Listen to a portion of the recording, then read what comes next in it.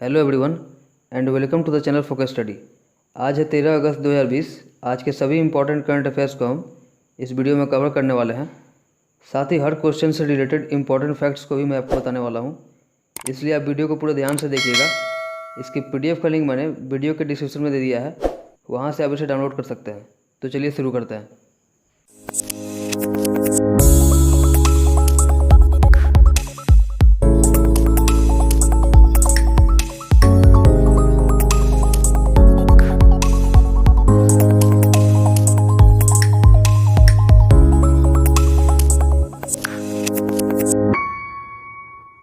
First question है, हाल ही में connecting communicating changing नामक पुस्तक का विमोचन किसने किया? प्रकाश जावड़ेकर। अभी हाल ही में केंद्रीय सूचना और प्रसारण मंत्री प्रकाश जावड़ेकर ने कनेक्टिंग कम्युनिकेटिंग चेंजिंग नामक पुस्तक के इस संस्करण का अनावरण किया। इस पुस्तक में एम वेंकैया नायडू के भारत के उपराष्ट्रपति के रूप में 3 साल का कार्यकाल के बारे में बताया गया है। उपराष्ट्रपति वेंकैया नायडू ने 11 अगस्त 2020 को अपने पद पर 3 साल पूरे कर लिए हैं। तो चलिए जान लेते हैं इस किताब के बारे में। यह पुस्तक उपराष्ट्रपति वेंकैया नायडू के भाषणों का संकलन है। 250 से अधिक पृष्ठों की यह पुस्तक इस कड़ी की तीसरी पुस्तक है, जिसे प्रकाशन विभाग द्वारा प्रकाशित किया गया है। इसमें राज्यसभा के उपाध्यक्ष और अध्यक्ष के रूप में उनके प्रयासों और परिणामों की एक झलक मिलेगी। इसके अलावा पुस्तक का प्रिंट कॉपी टेबल संस्करण भी केंद्रीय रक्षा मंत्री श्री राजनाथ सिंह के द्वारा जारी किया गया था। यहाँ से आप 3-4 फैक्ट्स को याद रखें। पहला, वर्तमान में केंद्रीय सूचना और प्रसारण मंत्री हैं प्रकाश जावड़ेकर और हमारे राष्ट्रपति हैं रामनाथ कोविंद, उपराष्ट्रपति हैं एम वेंकैया नायडू और केंद्रीय रक्षा मंत्री हैं श्री राजनाथ सिंह। नेक्स्ट क्वेश्चन पर चलते हैं। हाल ही में अंतर्राष्ट्रीय युवा दिवस कब मनाया गया? तो अभी हाल ही में अंतर्राष्ट्रीय युवा दिवस यानी इंटरनेशनल यूथ डे 12 अगस्त को मनाया गया। अंतर्राष्ट्रीय युवा दिवस हर साल 12 अगस्त को विश्व स्तर पर मनाया जाता है। यह दिन युवाओं द्वारा समाज की भलाई के लिए किए गए प्रयासों को मान्यता देने के लिए मनाया जाता है। यह दिन युवाओं को एक साथ लाने के प्रयासों को बढ़ावा देने और सकारात्मक योगदान के माध्यम से उन्हें अपने समुदायों में अधिक सक्रिय रूप से शामिल करने के उद्देश्य से मनाया जाता है। तो चलिए जान लेते हैं कि इस बार की थीम क्या है। तो अंतर्राष्ट्रीय युवा दिवस 2020 की थीम है youth engagement for global action. इसके इतिहास के बारे में बात करें तो यह दिन पहली बार 12 अगस्त 2000 को मनाया गया था, जो जागरूकता का प्रतीक है और युवाओं के लिए सांस्कृतिक और कानूनी मुद्दों के एक सेट पर ध्यान केंद्रित करता है। नेक्स्ट क्वेश्चन है, हाल ही में बेलारूस के नए राष्ट्रपति कौन बने हैं? Alexander Lukashenko. अभी हाल ही में बेलारूस के राष्ट्रपति अलेक्जेंडर लुकाशेंको ने बेलारूस के राष्ट्रपति चुनाव में 80.23% वोट हासिल कर लगातार छठा कार्यकाल जीत लिया है। इन चुनावों में लुकाशेंको के मुख्य प्रतिद्वंदी पूर्व अंग्रेजी शिक्षक स्वेतलाना तचनोस्काया को केवल 9.9% वोट मिले। जैसा कि यहाँ बात बेलारूस की हो रही है, तो बेलारूस की कैपिटल है मिन्स्क। उसके राष्ट्रपति हैं अलेक्जेंडर लुकाशेंको, जिन्होंने अभी हाल में ही चुनाव जीता है, और वहाँ की करेंसी है बेलारूसी रूबल। नेक्स्ट क्वेश्चन है, हाल ही में किसके द्वारा कृषि मेघ योजना का शुभारंभ किया गया है? श्री नरेंद्र सिंह तोमर। अभी हाल ही में केंद्रीय कृषि और किसान कल्याण मंत्री श्री नरेंद्र सिंह तोमर द्वारा कृषि मेघ national agricultural research and education system cloud infrastructure and services को वर्चुअली लॉन्च किया गया है। साथ ही मंत्री ने उच्च कृषि शैक्षिक संस्थानों के लिए KVC एलुनेट, कृषि विश्वविद्यालय छत्र पूर्व छात्र नेटवर्क और ऑनलाइन प्रत्यापन प्रणाली का भी शुभारंभ किया है। चलिए जान लेते हैं कि कृषि मेघ किस प्रकार से लाभदायक है। कृषि मेघ राष्ट्रीय कृषि अनुसंधान और शिक्षा प्रणाली NARES की डिजिटल कृषि की सेवाओं और बुनियादी सुविधाओं की आवश्यकताओं को पूरा करने में मदद करेंगे। राष्ट्रीय कृषि उच्च शिक्षा परियोजना को भारत सरकार और विश्व बैंक द्वारा वित्त पोषित किया गया है। यह कृषि विश्वविद्यालय के छात्रों को अधिक प्रासंगिक और उच्च गुणवत्ता वाली शिक्षा प्रदान करने के समग्र उद्देश्य के साथ राष्ट्र में राष्ट्रीय कृषि शिक्षा प्रणाली को बढ़ावा देगा। नेक्स्ट क्वेश्चन पर चलते हैं। हाल ही में मुख्यमंत्री किसान सहाय योजना नामक एक नई योजना की शुरुआत किस राज्य सरकार ने की है? गुजरात। अभी हाल ही में गुजरात सरकार ने मुख्यमंत्री किसान सहाय योजना नामक एक नई योजना शुरू की है। तो चलिए जानते हैं कि इससे किसानों को क्या लाभ मिलेगा। तो इस योजना के तहत सूखे और अधिक बारिश या बेमौसम बारिश के कारण फसल के नुकसान का सामना कर रहे किसानों को कोई प्रीमियम जमा किए बिना मुआवजा मिलेगा। यह केवल साल 2020 के लिए प्रधानमंत्री फसल बीमा योजना PMFBY की जगह लेगा। इस नई योजना से राज्य के सभी 56 लाख किसानों को लाभ मिलेगा। तो जैसा कि यहाँ गुजरात की बात हो रही है, तो गुजरात से जुड़े कुछ तथ्यों को देख लेते हैं। गुजरात की कैपिटल है गांधीनगर। गुजरात के मुख्यमंत्री हैं विजय रूपाणी और यहाँ के राज्यपाल हैं श्री आचार्य देवव्रत। नेक्स्ट क्वेश्चन पर चलते हैं। किस देश के अंपायर KN अनंथा पद्मनाभन को ICC अंपायरों के एलिट पैनल में शामिल किया गया है? भारत।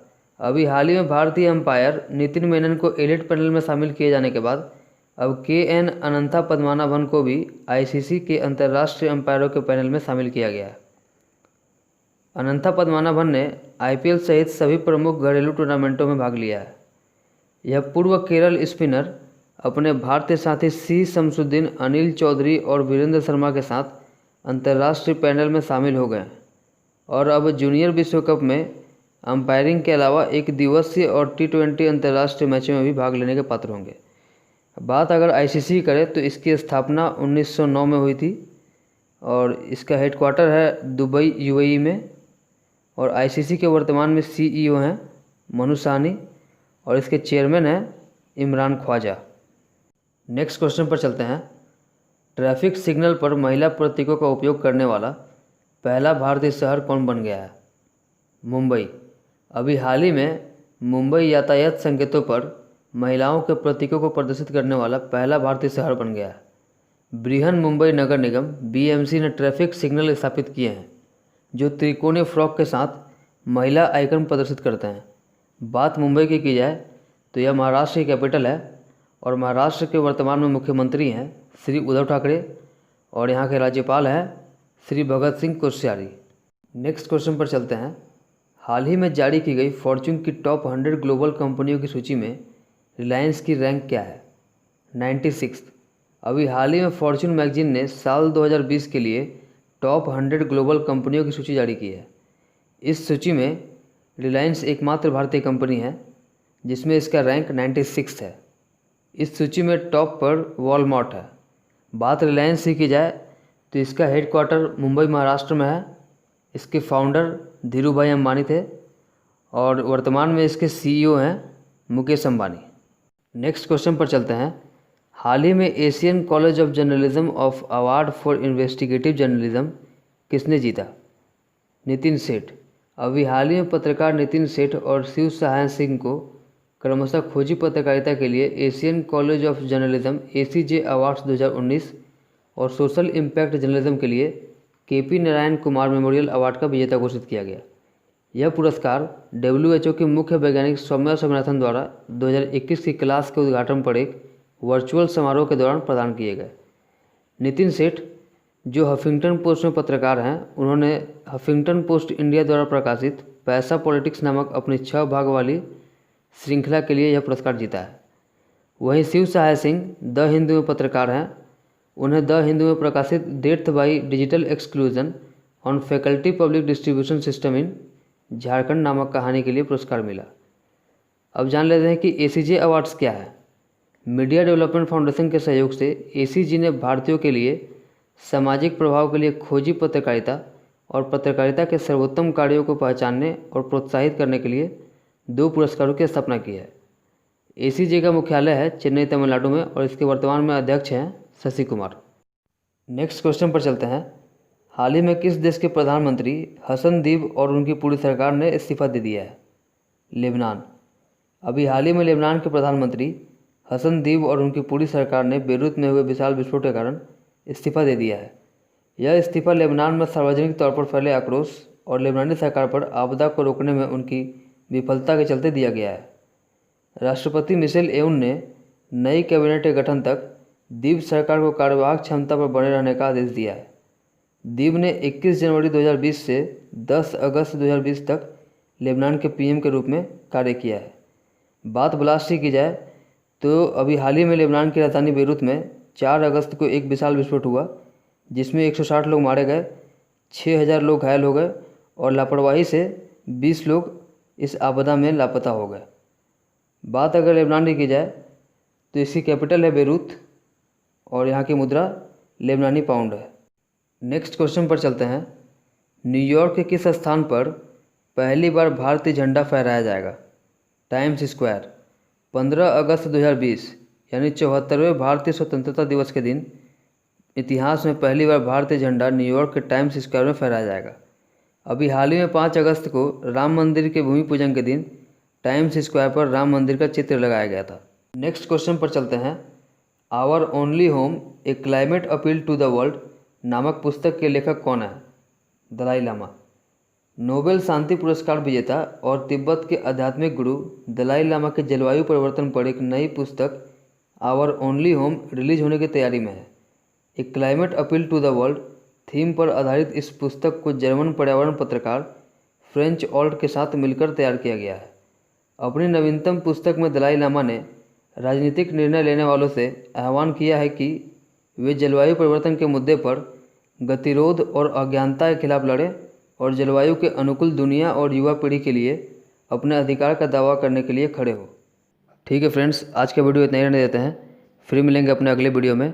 यदि आपको हमारा वीडियो अच्छा लगा हो तो इसे लाइक और शेयर कीजिएगा और चैनल पर पहली बार आए हैं तो इसे सब्सक्राइब करके बेल आइकन के बटन को दबा दीजिएगा। Thank you.